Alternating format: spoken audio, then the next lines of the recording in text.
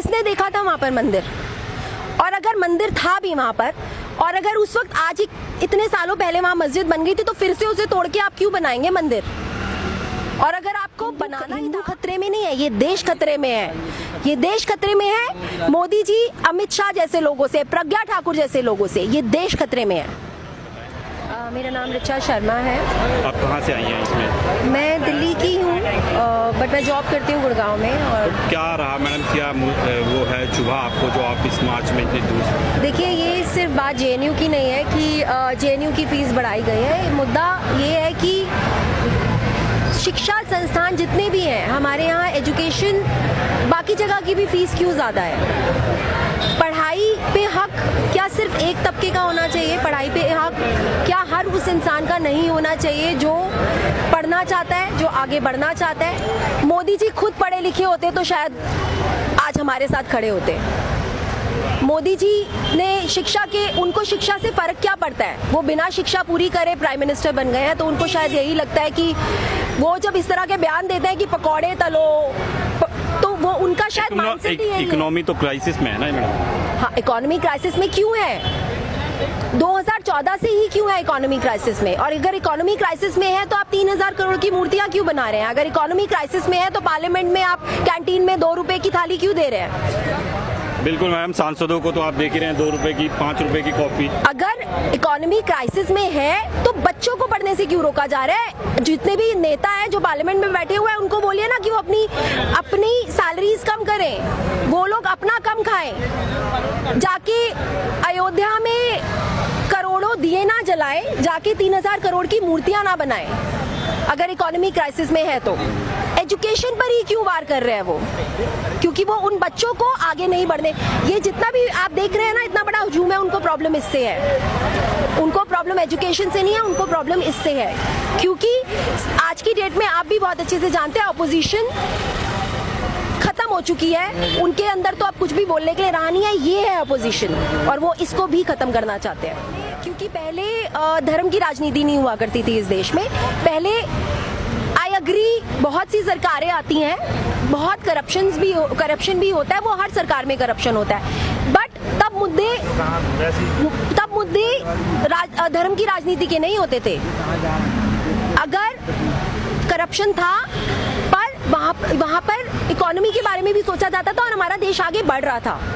आज की डेट में धर्म की राजनीति करने के लिए इस लेवल पर उतर गए हैं सारे के सारे कि मॉब लिंचिंग्स होती हैं, या यहाँ पर हिंदू मुस्लिम किया जाता है, या यहाँ पर दलितों को मारा जाता है, और अगर उनको वोट लेनी होती है तो वो जाके राम मंदिर करते हैं, वो जाके स्टैचूज बनाते हैं। तो इकोनॉमी कहाँ से ग्रो करेगी, आप मुझे बताइए। ये पाकिस्तान होता रहता है सुबह शाम, इसको कैसे देखते हैं आप? सर, पाकिस्तान से आप मुझे पहले एक छोटी सी बात बताइए। पाकिस्तान है, अभी आप अपनी कंट्री की बात कीजिए ना। अभी हिंदुस्तान की प्रॉब्लम्स है वो तो सॉल्व करिए।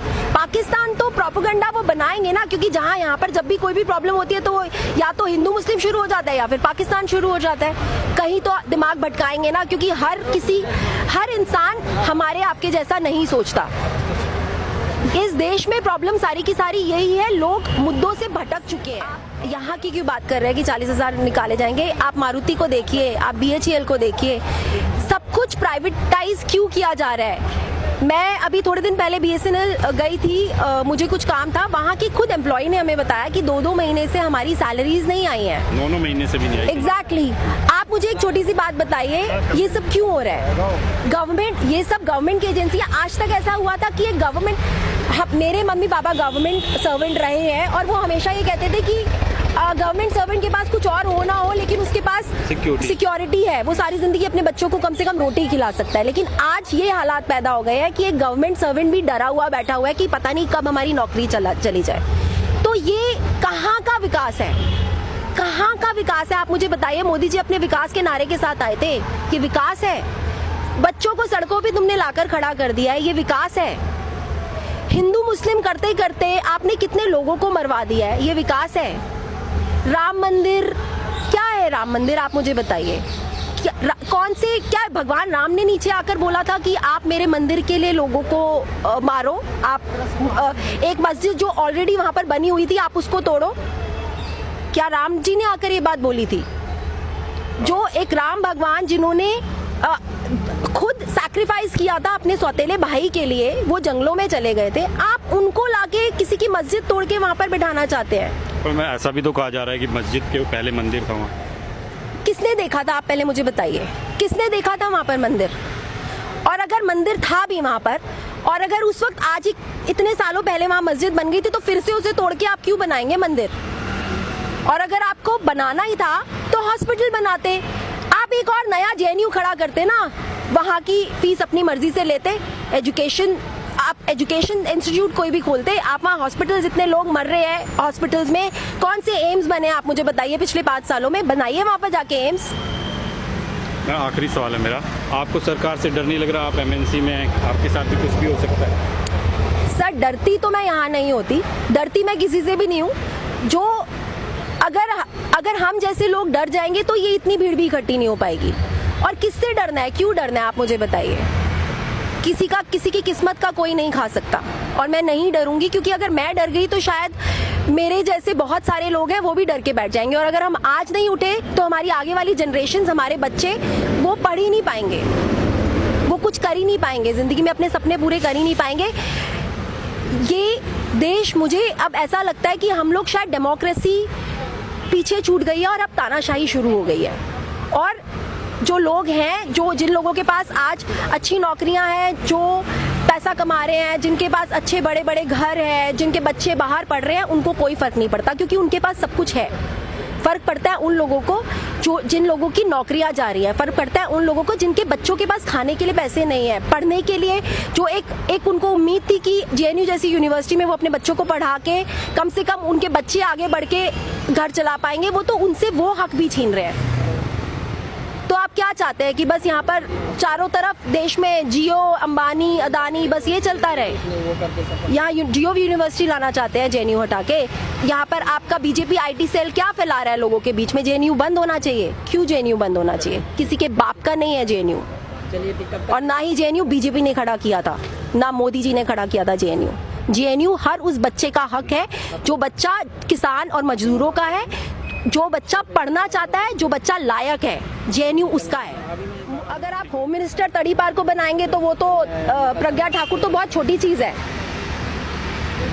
अगर आज हमारी कंट्री आपने पूरी उस आदमी के हाथ में दे दी है जिसके बारे में सबको पता है कि गुजरात में उसने रॉयट्स कराए थे, गुजरात में उसने लोगों को मरवाया था, आज आपने पूरी होम मिनिस्ट्री उसको दे दी है, तो प्रज्ञा ठाकुर, उसके ऊपर तो सिर्फ एक टेररिज्म का केस चल रहा है, उसके ऊपर से उनको केस हटवाना भी तो है, तभी तो हटेगा, इसीलिए तो लाया गया उसको।